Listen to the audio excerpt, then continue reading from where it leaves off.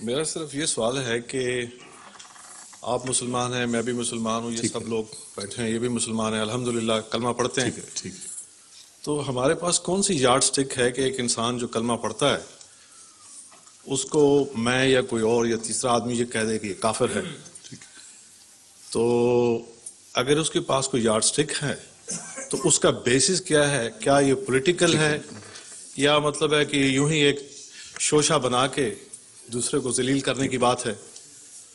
اگر ایسا ہے تو یہ غلط ہے، اگر نہیں ہے تو پھر یہ کیوں ہے؟ میں عرض کرتا ہوں، یہ جو سوال ہے بہت ہی بنیادی سوال ہے، جزاک اللہ. لیکن ایک بات میں واضح کر دوں کہ کسی کو کافر کہنے سے عملاً فرق ہی کوئی نہیں پڑتا. اگر کوئی کسی کو کافر سمجھتا ہے تو بے شک سمجھتا رہے. سوال یہ ہے کہ امت محمدیہ کی ملی اتحاد کے خلاف اگر وہ فتویٰ دیتا ہے اور اپنے کفر کے فتوے کے نتیجے میں لازم قرار دیتا ہے کہ دوسرے حصے کو ملت سے کاٹ کر باہر پھینک دیا جائے، تو یہ فساد کی جڑ ہے. تو اس کے بارے میں عرض کر رہا ہوں کوئی ایسا لائے عمل؟ ہاں، لائے عمل وہی ہے جو رسول اللہ صلی اللہ علیہ وسلم پیش فرما چکے ہیں. وہ جو مثال ابھی میں نے دی تھی وہ کافی 72 فرقوں والی، وہ بڑی واضح ہے. اس سے پہلے بھی تو اختلافات ہوئے تھے امت موسوی میں، مگر عام انبیاء بھی آتے رہے، مجددین طرز کے علماء انبیاء آتے رہے، مگر مسیحیت نہیں ہوئی. آخر نبی اور مسیح میں فرق کیا ہے؟ بنیادی میں آپ کو بات کر رہا ہوں. میں سمجھ رہا ہوں کہ ڈیٹیل میں جانے سے سمجھتا ہوں میں، لیکن مختصر یہ ہے کہ جب اس کی ایک بیسس رانگ ہے تو اس کو کیوں نہ اس کے بارے میں تفصیل سے لوگوں کو پتہ لگے. کون کہے گا؟ یہی تو میں چاہتا ہوں کہ میں عرض کر رہا ہوں کہ کوئی نہیں کہہ سکتا.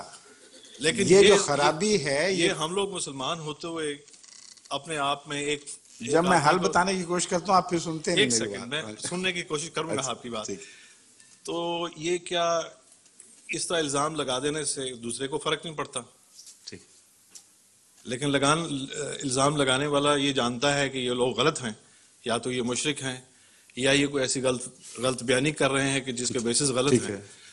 تو کیا جس پر الزام لگایا جاتا ہے اس کو حق تو ہے، لیکن یہ کیوں نہیں آپس میں دونوں پارٹیز کو سمجھ آتا ہے؟ میں یہی تو سمجھانے کی کوشش کر رہا ہوں. اس لیے سمجھ نہیں آتی کہ مذہبی رہنما تقوی پر قائم نہیں ہوتے. اگر وہ تقوی پر قائم ہو، مذہبی لیڈرشپ، تو یہ صورتحال پیدا نہیں ہو سکتی. اور تبھی رسول اکرم صلی اللہ علیہ وآلہ وسلم نے یہود کی اس حالت سے امت کے اس دور کو مثال دی ہے جو آخر تک پہنچ چکی تھی، جس کے بعد معلوم ہوتا تھا کہ اب اس کا علاج نہیں رہا.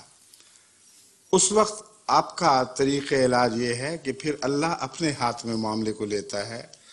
جب تک ڈیوائن ریفارمر نہ آئے یہ لوگ درست نہیں ہو سکتے. اس کی وجہ یہ ہے، آپ نے پولیٹکس کا بھی ذکر فرمایا تھا. پولیٹکس مذہب میں داخل ہو چکی ہوتی ہے اور خدا کے خوف کی بجائے فیصلے اس بات پر ہوتے ہیں کہ ہماری انسانی ٹیریٹری کو کوئی خطرہ تو لاحق نہیں ہے. اللہ کی ٹیریٹری کی بحث اٹھ چکی ہوتی ہے. جب یہ علامتیں ظاہر ہوں تو یقین کریں کہ رہنما اس لائق نہیں رہے کہ ان کی پیروی کی جائے. میں مثال دیتا ہوں.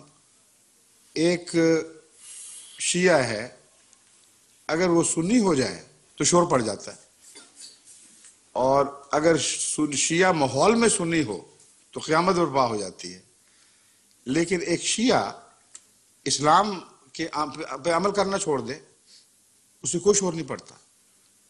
ایک سنی اگر شیعہ ہو تو قیامت برپا ہوتی ہے، اور علماء فتوے دیتے ہیں اور کہتے ہیں جس نے کیا ہم اس کو قتل کریں گے اور ہم بدلہ لیں گے اور وہ ان کے جلائیں گے، ان کے کیا کہلاتے ہیں جو تعزیے نکالتے ہیں وغیرہ وغیرہ. لیکن علماء کی آنکھوں کے سامنے وہ جو ان کی ٹیریٹری تھی وہ خدا کی ٹیریٹری نہیں رہتی اور شیطان اس پر حملے کرتا ہے. ان کے ماننے والے جو سنی کہلاتے ہیں اغوا کرتے ہیں، قتل کرتے ہیں، جھوٹ بولتے ہیں، ڈاکے ڈالتے ہیں، بددیانتی کرتے ہیں، دن دہاڑے ایک دوسرے کے قتل کرتے ہیں، عدالتیں جھوٹ سے بھر جاتی ہیں، علماء آرام سے لمبی تان کے سوتے ہیں. اس پر قیامت کیوں نہیں آتی؟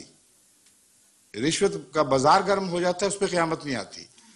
ایک دوسرے کی حق تلفی شروع ہو جاتی ہے، کوئی قیامت نہیں آتی.